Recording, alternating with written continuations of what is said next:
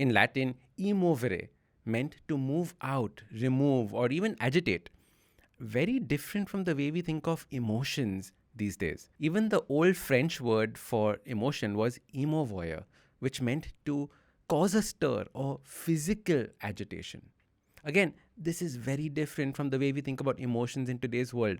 Most of us think of emotions as these pesky little things that we need to suppress and keep bottled up. We feel we're not allowed to express these emotions.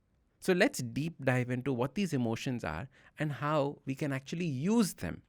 So, welcome to the Habit Coach Podcast, the podcast where we evolve into the best versions of ourselves, one awesome habit at a time. I am Ashdin Doctor, your habit coach. Now, in the whole self-help and coaching space, if you talk to someone about emotions, they will tell you that the full form of emotion is energy in motion.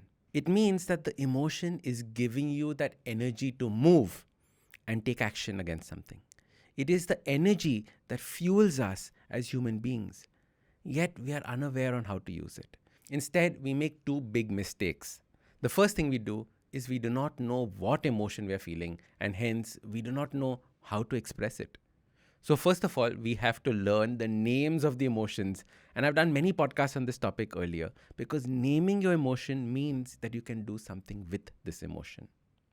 The second mistake we make is we try to hide it or suppress it. Somewhere along the way, showing your emotions was a sign of weakness. Like we're not strong enough to wrestle with our own emotions or brave enough to face them and defeat them. Somewhere along the way, emotions became bad things. And as your habit coach, I want to tell you that your emotions are perfect and they are your energetic partner. They can be a guide for you only if you allow them to express themselves and then use that energy to take action. But only something positive that does not hurt others. That is the kind of action we're talking about. For example, when you feel angry, you don't have to scream, shout, throw things at others.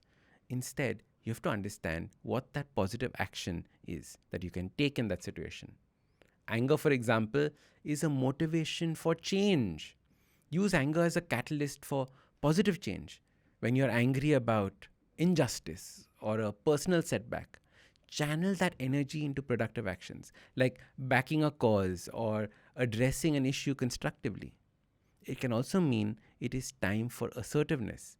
Anger can help you assert yourself in situations where your boundaries have been crossed or your needs are not being met.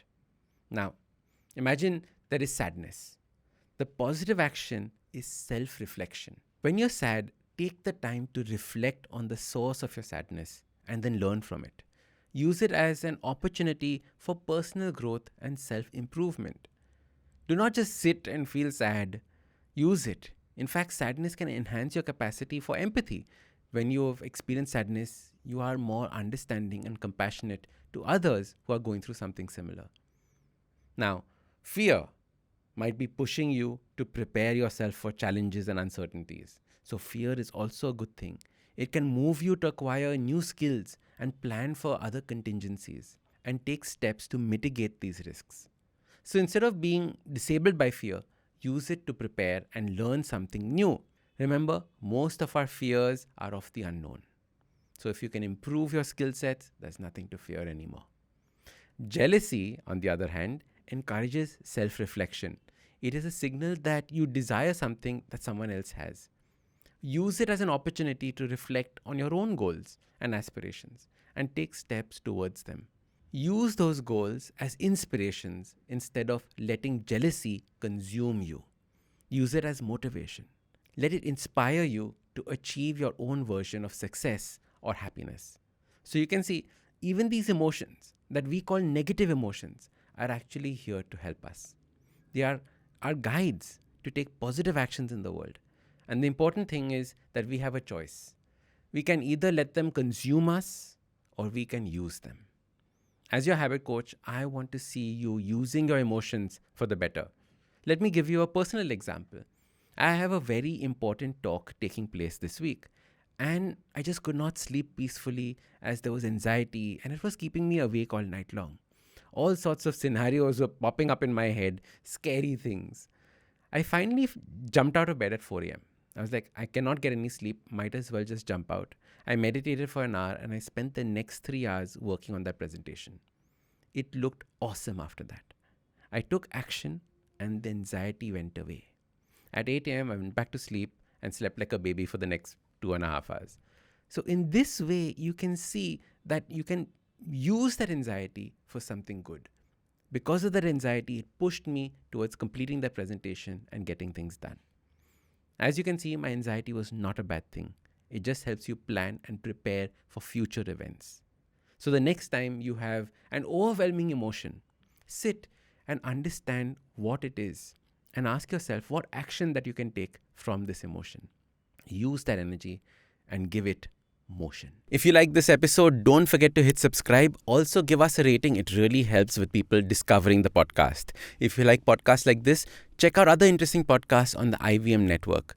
You can also watch all the episodes on the Habit Coach Awesome 180 YouTube channel.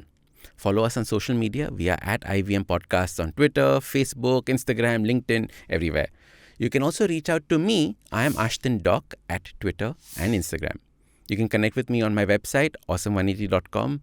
You can also check out my 2 new books, Change Your Habits, Change Your Life, and the second, The Book of Good Habits for Kids. I am Ashdin Doctor, your habit coach. IVM.